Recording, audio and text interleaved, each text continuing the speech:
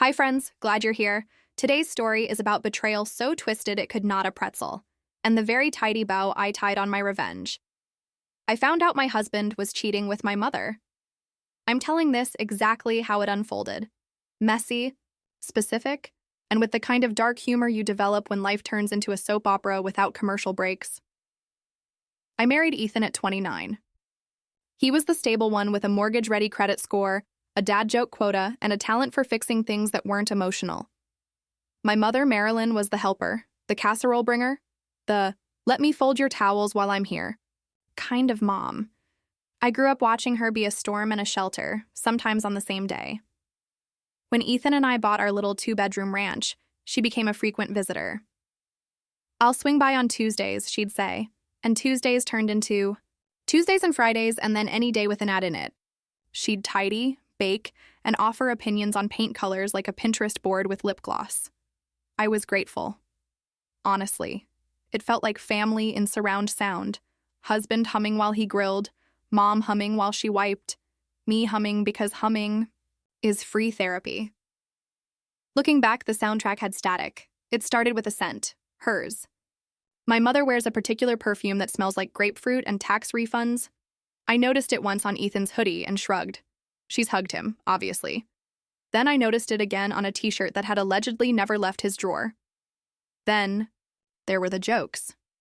The two of them play bickering over my overcooked pasta like they shared a private text thread where food crimes are reported.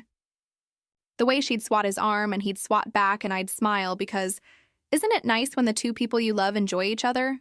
There were the practical inconsistencies. I'd come home early to find the dishwasher running when no one should have been home. A sweaty glass on the coffee table, condensation ring perfect and recent. A throw blanket folded differently than I fold it.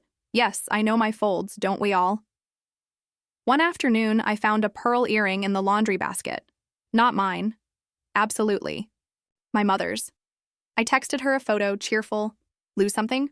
She replied, oh, must have fallen when I did towels. I put it on the counter in a little dish shaped like a leaf and told myself not to invent storms. Sunday night, Ethan and I did our usual bedtime routine. Teeth, Tums, a debate about whether the weighted blanket is a conspiracy. He fell asleep. To a true crime podcast. I fell asleep to his breathing because I was still that girl. At 2:13 a.m., his phone buzzed. It buzzed again. A third time. I'm not the phone-checking wife. I've never wanted to be. But if your house alarm chirps, at 2:13 a.m., you check. That night, my marriage chirped. I picked up his phone. The lock screen showed a message from M. Taylor. His boss's last name is Taylor, and his boss's first initial is M, easy enough. Except his boss does not text. Miss your hands. I opened messages, not hacking. His Face ID works. If he's asleep, and I am brave. The thread was a museum of familiarity. Inside jokes, schedules, emoji patterns. The most recent read, Tuesday 2 p.m. works. Will bring the cookies you like. There were photos, none explicit, God spared me, but suggestive enough. A charcuterie board on our coffee table, a lit candle I only light for holidays, a woman's knee and frame with my mother's distinct freckle constellation, and this is what made my knees go strange. My mother's ring, the family garnet. It perched there on a napkin like a witness. The contact bubble for M. Taylor didn't have a photo. I clicked on the info icon. The number was familiar in the way your childhood phone number lives in your bones. It was my mother. My body did that old ancestral calculation. Run or freeze or fight. I did none of the above. I quietly placed the phone on the nightstand and walked to the bathroom, knelt in front of the tub like a kid about to baptize a Barbie, and dry heaved a prayer I don't believe in. Morning arrived like nothing had burned. Ethan kissed my cheek, made coffee, and said, Mom texted, your mom wants to know if we need anything from Costco. He said it with the casual cruelty of a man living in a world he thinks is still intact. I replied, calm as a lake that hides eels. Tell her we're good. Then I went to work and pretended to be a normal person who doesn't have a Greek tragedy sneaking around her kitchen. I Googled divorce attorneys and then closed the tabs because my hands were shaking too much to be decisive. At lunch, I called my best friend, Talia, and told her everything in a voice that didn't sound like mine. She listened the way a good friend listens, quietly, until silence is trust and not an absence. Then she said, "You can't unknow this. You can only decide what to do with it." I could confront them separately, give everyone the mercy of privacy. I could run to my father first, but that would turn me into a weather alert. Or I could do what my pain wanted, pull the fire alarm and make sure everyone heard it. Pain has terrible ideas. Sometimes they're effective. I made a list because that's what my brain does when it fears disintegration. Evidence, screenshots, dates, call logs. Print them. Don't rely on the cloud where liars live. Allies, Talia, Aunt Ruth, my mother's older sister who believes in hard truths and boxed wine. My therapist, emergency session booked. Stage, upcoming occasion, my mother's 58th birthday. Family party at our house. Theme had been garden brunch. New theme, truth in bloom. I did not set up a hidden camera, illegal in some places and frankly too much. I did the boring, relentless work of building a timeline. Bank statements. Flowers purchased on Tuesdays. The days Mom stopped by to help. Phone records. Calls between Ethan and my mother at 11:40 p.m., 6 minutes, repeated. Calendar invites PT procurement training on Ethan's calendar that coincided with my mother's Pilates. Neither of them could spell accountability, but they could spell alibi. I screenshotted, printed, and arranged everything into a tidy binder with tabs. On the cover, I wrote, in my nicest handwriting, "Exhibits a through, are you kidding me?" Meanwhile, I behaved like a woman who doesn't know anything. I had dinner at my parents' house. The chicken was dry. The conversation was moist with lies. My mother asked if I'd thought more about her suggestion to paint our hallway a lighter, happier color. I decided we could start with the truth. The birthday brunch was scheduled for Saturday at noon. We invited family, Aunt Ruth, Uncle Mark, my cousin Ben, my father Larry, a few neighbors who treat gossip like pickleball, fast, aggressive, oddly wholesome. My plan was simple, elegant in the way spreadsheets are elegant. I prepared a slideshow titled, "Marilyn, This Is Your Life," with baby photos, teenage perms, me with missing front teeth, Ethan carrying me over the threshold. Nestled between montage slides were the things that mattered. The text screenshots with names cropped out, the flower receipts, the calendar overlaps, nothing pornographic, nothing that would get me banned from a PTA. Just enough to make deniability collapse like a bad souffle. At each place setting, I put a small craft envelope sealed with a sticker that said, "Party Favor." Inside, a printed copy of the final slide with the names revealed, and a short letter from me that began, "If you're reading this, I deserve the respect of knowing what's been happening in plain sight." And because I am still my mother's daughter in a few ways, I made the prettiest charcuterie board you've ever seen. Revenge doesn't mean you can't cube cheese. Saturday arrived bright and deceitfully cheerful. I wore a navy dress with pockets to store tissues and courage, and a lipstick shade called No Comment. Ethan was nervous in the way liars get when they suspect an audit. My mother wore a linen dress and the garnet ring. Family trickled in.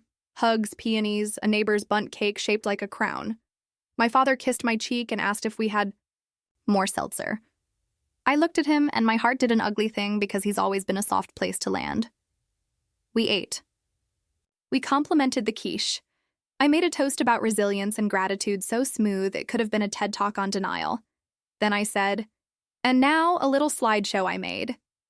Because if I don't channel my feelings into Canva, where do they go?" Lights dimmed. People cooed at baby photos. Aunt Ruth dabbed her eyes when a picture of Mom pregnant with me appeared.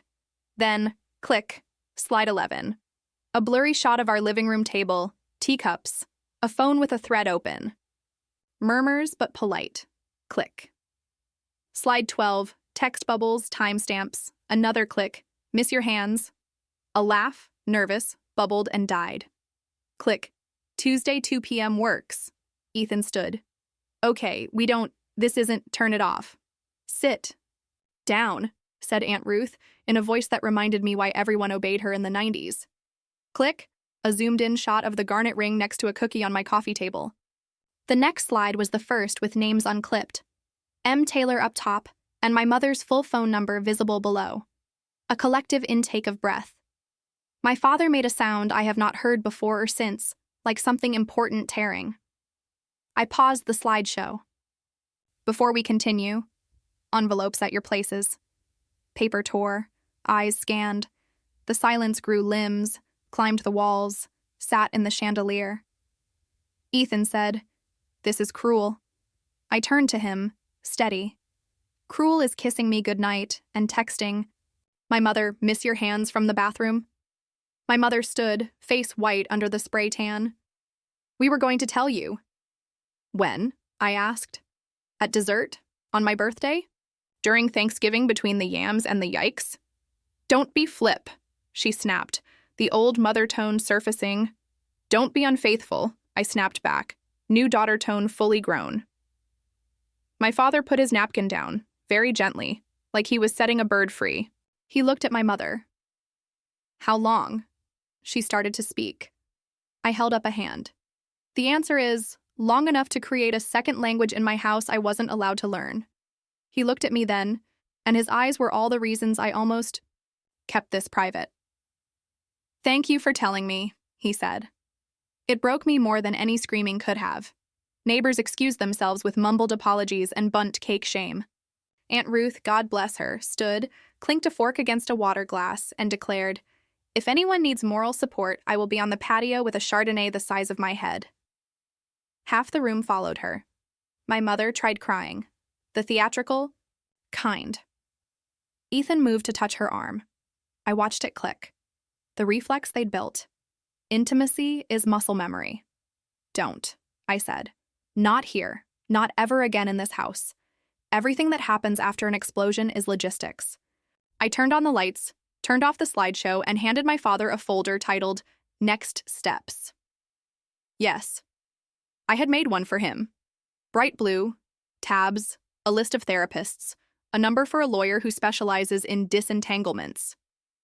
Ethan followed me into the kitchen, hands up like the cops were outside. "We can fix this," he whispered. "It just happened." "Nothing just happens this many Tuesdays in a row," I said, wielding a knife to cut strawberries and not his self-delusion. "Pack a bag. You're staying with your brother tonight and forever."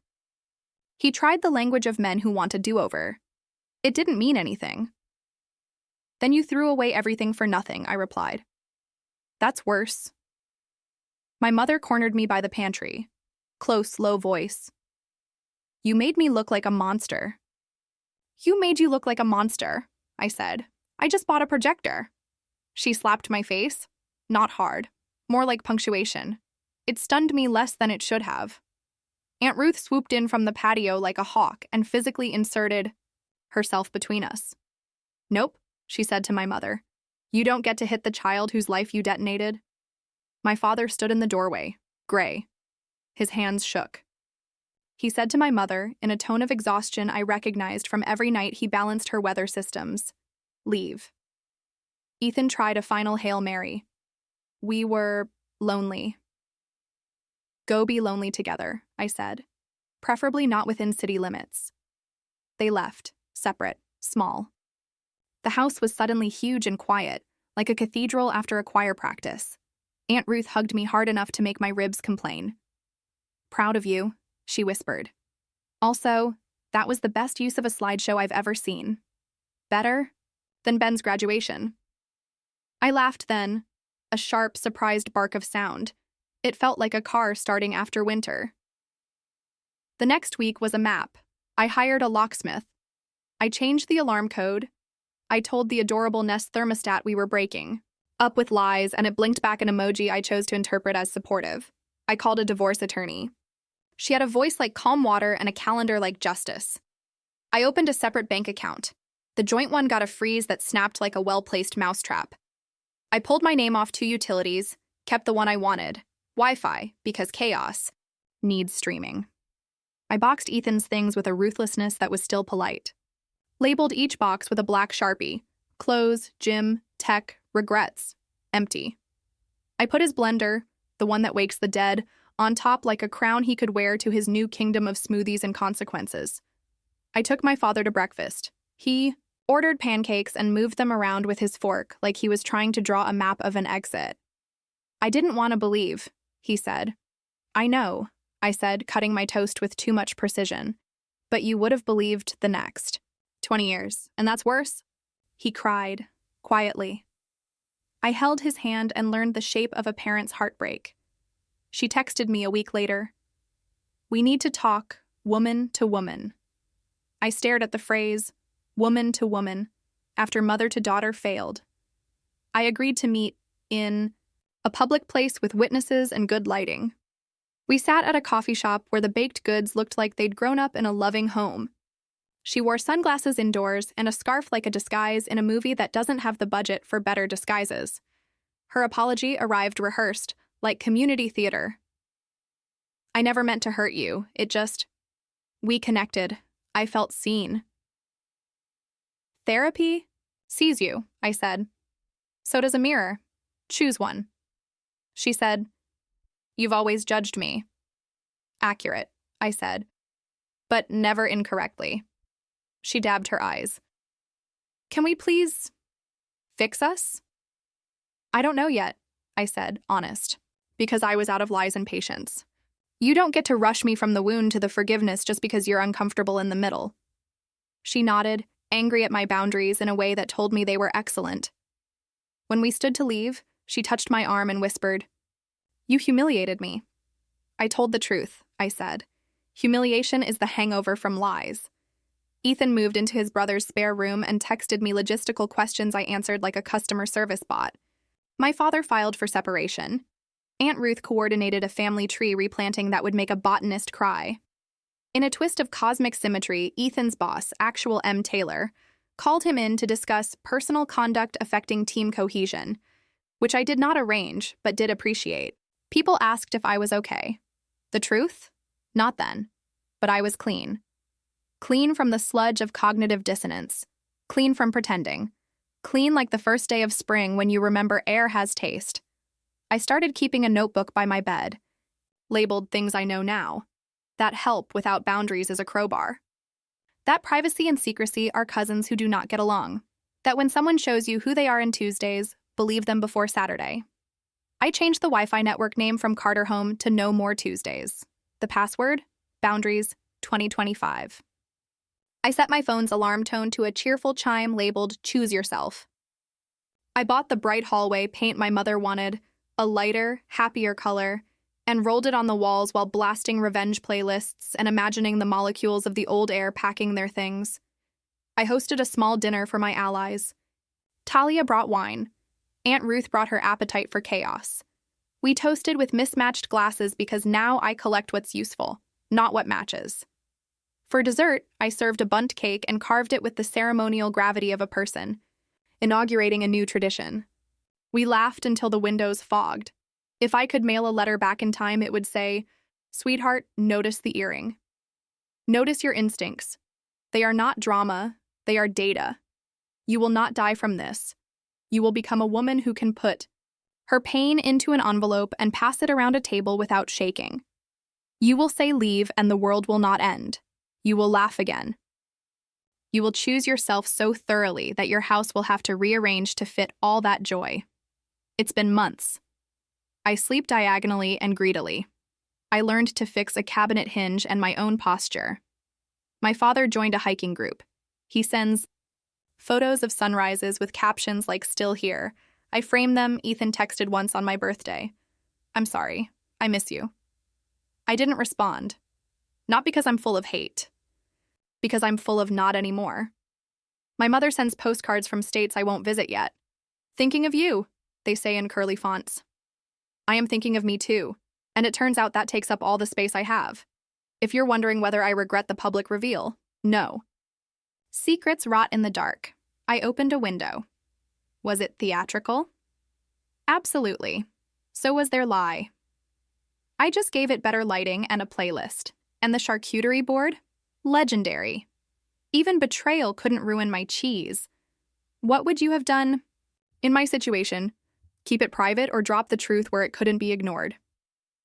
If you've ever had to choose yourself over family peace, I'm sending you a giant hug. Tell me your thoughts in the comments. Hit like if this story gave you a little strength today. Subscribe for more real-life storytelling with a spicy twist, and I'll see you in the next one. Bye.